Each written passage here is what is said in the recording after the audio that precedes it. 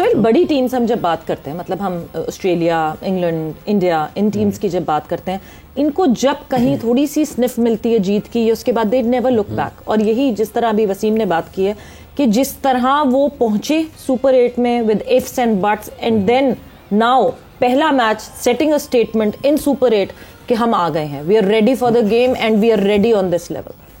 देखिए, माइंडसेट होता है। आपने मैं ऑस्ट्रेलियंस की एग्जांपल हमेशा देता हूँ, इसमें मैंने उनको अगर मैं कहूँ ना दी बेस्ट देखा है तो वो है कि वो जब आपको उन्होंने पकड़ लिया, जकड़ लिया, तो फिर वो आपको कहीं जाने नहीं देते, चाहे जो मर्जी हो जाए। उनको मैंने अपसेट होते हुए, अपसेट इन अ वे कि जीता हुआ मैच हारते हुए मैंने कभी नहीं देखा। वो जब जीत रहे होते हैं तो वो जीतते हैं।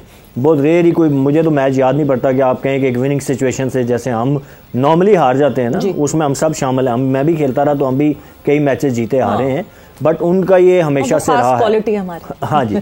तो वो ऑब्वियसली इट्स अ माइंडसेट कि आपने, और देन पता है, more importantly I think it's about skills. कि आपके पास आगे वो बात हो रही थी ना कि you don't care about wickets, आप जाते हो, आप अग्रेशन के साथ खेल रहे हो and you try to finish it.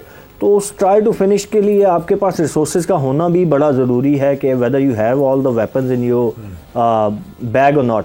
अब मैं अगर कहूँ, मैं फिर एग्जांपल दूंगा कि अगर मैं कहूँ बॉलिंग करते हुए मैं 150 की करा लूँगा तो मैं 150 किलोमीटर की नहीं कर सकता, मेरी नहीं है वो skill.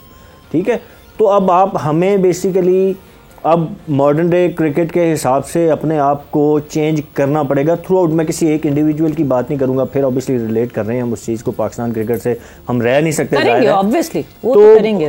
We need to develop, दुनिया ने डेवलप कर लिया है। अब क्रिकेट चेंज हो गई है। वो जो हम बात करें ना फिल सॉल्ट की, आप दे प्ले फियरलेस क्रिकेट, और उनके मेरे ख्याल में ड्रेसिंग रूम में उनके फेलियर्स को ऑन भी किया जाता है। हमारे यहाँ प्रॉब्लम ये है कि शायद कहीं ना कहीं जो इनसिक्योरिटीज़ प्लेयर में आती हैं ना, वो इस वजह से है कि उनको पता है कि सक्सेस तो सब साथ सेलिब्रेट करेंगे, लेकिन जब हमारा फेलियर होगा as a individual, nobody finger pointing होगी आपके ऊपर, तो आप अकेले ही उसके जो सर्कमस्टांसेस हैं उनको फेस करेंगे।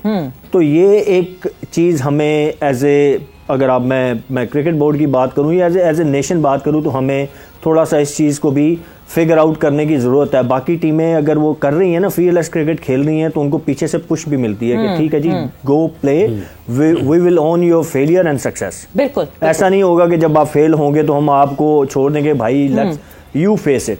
तो ये एक बड़ा मुझे मेजर फैक्टर लगता है हमारे फीयरलेस क्रिकेट ना खेलने का, कि दुनिया अब जिस तरफ जा रही है और हम क्यों उधर ही खड़े हैं। बिकॉज कि मुझे दिस व्हाट आई फील कि देयर आर इनसिक्योरिटीज, कि आप अगर 2-4 मैच में नहीं करेंगे तो आपको टीम से और फिर स्क्वाड से भी जगह आपकी फारग हो जाती है। बड़े कंट्रास्ट माइंडसेट की बात आती है जब हम पाकिस्तान टीम की बात करते हैं कि insecurities, fear of getting dropped, मगर उनके लिए जो पिछले 4 साल से लगातार एक मैच में भी नहीं बैठे, वो किस बात का उनको डर होता है, उनका वो फेयर क्यों होता है। वक्त एक ब्रेक का हुआ है, ब्रेक पर जा रहे हैं, ब्रेक से वापस आएंगे, कॉन्वर्सेशन को आगे बढ़ाएंगे।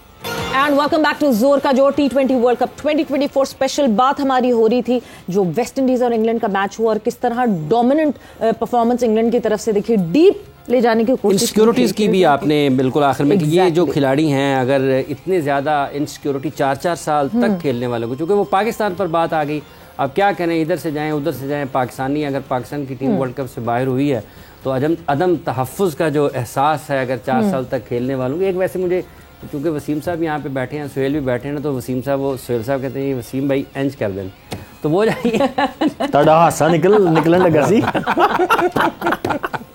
कहते हैं एक सवाल करते करते ऐसे हाफिज साहब की निकल आती है तो आदम इनको पता है कि ये लगाने लगे। किस किस बात की इनसिक्योरिटीज हैं वसीम, इन प्लेयर्स को किस बात की इनसिक्योरिटीज है? मतलब बाबर को किस बात की इनसिक्योरिटी है, मोहम्मद रिजवान को किस बात की इनसिक्योरिटी है, शाहीन शाह अफरीदी को किस बात की इनसिक्योरिटी है, शादाब खान को किस बात की इनसिक्योरिटी है?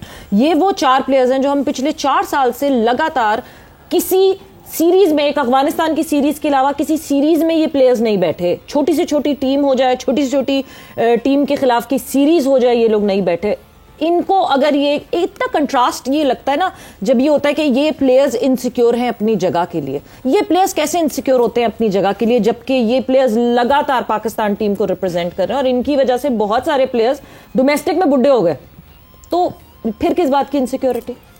देखिए इसमें एक तो बल्कि शायद ने कल जो परसों बात की थी, एक फाइनेंशियल साइड शायद वो देखते हैं इसमें, वो तो आपने ऑफर कर दिया था। लेकिन जब रमीज के दौर में था तो हमने एक पॉलिसी ये बनाई थी, आई डोंट नो इस पे हुआ था कि नहीं बाद में, कि जो लड़का रोटेशन पे बाहर बैठेगा उसको मैच फी पूरी मिलेगी, उसको जितने भी उसके इंसेंटिव्स हैं वो पूरे मिलेंगे, अनलेस कि वो इंजर्ड है या मतलब सेलेक्ट नहीं हुआ, वो अलग बात है।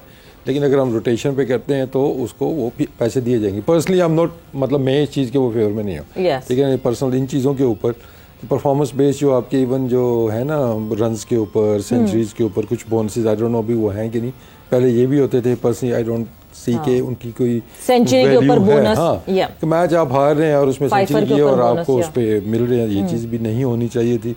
फिर एक कप्तानी का एक अलाउंस भी सोचा गया था उन दिनों, आई डोंट नो वो अप्लाई हुआ था कि नहीं हुआ था, विच वाज आल्सो, मतलब मुझे समझ नहीं आई थी कि आप फिर वो दौड़ पड़ जाएगी ना।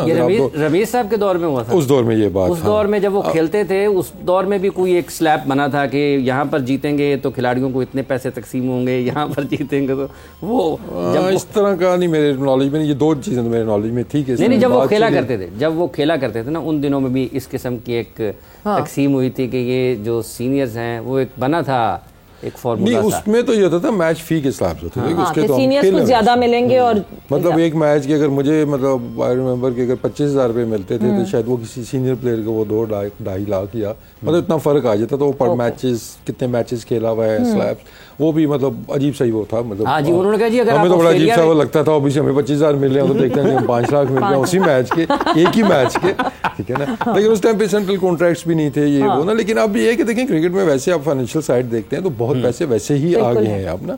तो अब ये अगर आपने ये 2-4 लाख 5 लाख के पीछे भी आपने इन सिक्योरिटीज में जाना है तो या आपने वो कर भी रहे हैं तो I think it's wrong trend आपने सेट करना है। आई थिंक ये एक प्रिंसिपल की बात है, for the sake of Pakistan cricket, हमारी क्रिकेट को हमने आगे कैसे लेके जाना है, तो ये चीज़ें तो हमें फिर साइड पे रखनी होंगी, ठीक है ना। दूसरा इसमें जो आता है इशू वो आता है रैंकिंग्स।